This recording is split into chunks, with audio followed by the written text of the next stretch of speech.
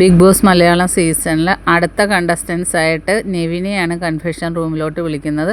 അങ്ങനെ നെവിന് ഒരു power juice കൊടുക്കുന്നു. ഉടനെ നെവിൻ പറയുന്നത് ഇത് ചെറിയ ഗ്ലാസ്സിലാണ്, ഇത് പോരാ വലിയ ഗ്ലാസ്സിൽ തന്നൂടെ ബിഗ് ബോസ് എന്ന് ചോദിക്കുന്നു. എന്നിട്ട് അത് കുടിച്ച് കഴിയുമ്പം ബിഗ് ബോസ് കണ്ടസ്റ്റൻസിനോട് പറയുന്നുണ്ട് നെവിൻ ഒരു ബിസിനസ് മാനാണ്, അപ്പോൾ ഈ ബിഗ് ബോസ് ഹൗസ് വാങ്ങിക്കാൻ വരുന്ന ഒരാളാണ് എന്നാണ് പറയുന്നത്.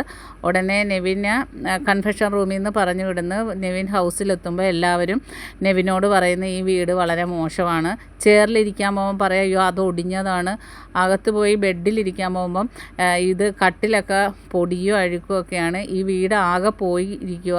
പിന്നെ ഈ വീട്ടിൽ ഇത് താമസിച്ചാൽ പലതരം ദോഷങ്ങളുള്ളതുകൊണ്ട് അസുഖങ്ങളുണ്ടാവും.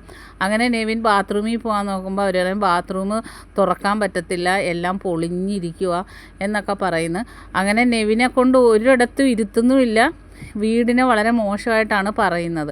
അത് കഴിയുമ്പോൾ നെവിൻ വന്ന് ലിവിങ് ഏരിയയിൽ ഇങ്ങനെ മലന്നടിച്ച് കിടക്കുവാണ്. അപ്പോൾ ബിഗ് ബോസ് ചോദിക്കുന്നത് എന്താണ് നെവിൻ, വല്ല ഐഡിയ കിട്ടിയ, എന്താണ് നെവിന് തന്നിരിക്കുന്ന ടാസ്ക് എന്ന്. അപ്പം നെവിൻ പറയും നെവിൻ ഇവരെയൊക്കെ ഗുണ്ടകളെന്നൊക്കെ പറയും. അപ്പോൾ എല്ലാവരും ചിരിക്കും ഐഡിയ കിട്ടിയില്ല എന്ന് വെച്ചിട്ട്. എന്നിട്ട് പറയും ബിഗ് ബോസ് ഈ വീട് ഇവർക്ക് വിൽക്കാൻ താല്പര്യമില്ല, അതുകൊണ്ട് എനിക്ക് ഇവർ ഈ വീട് തരത്തില്ല എന്ന് പറയുന്നത്. അപ്പം ബിഗ് ബോസ് വരെ ഞെട്ടിപ്പോയി.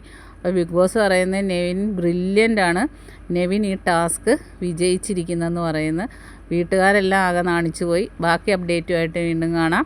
അങ്ങനെ അനീഷും നെവിനുമാണ് ഇപ്പം ടാസ്കിൽ രണ്ടുപേര് വിജയിച്ചിരിക്കുന്നത്.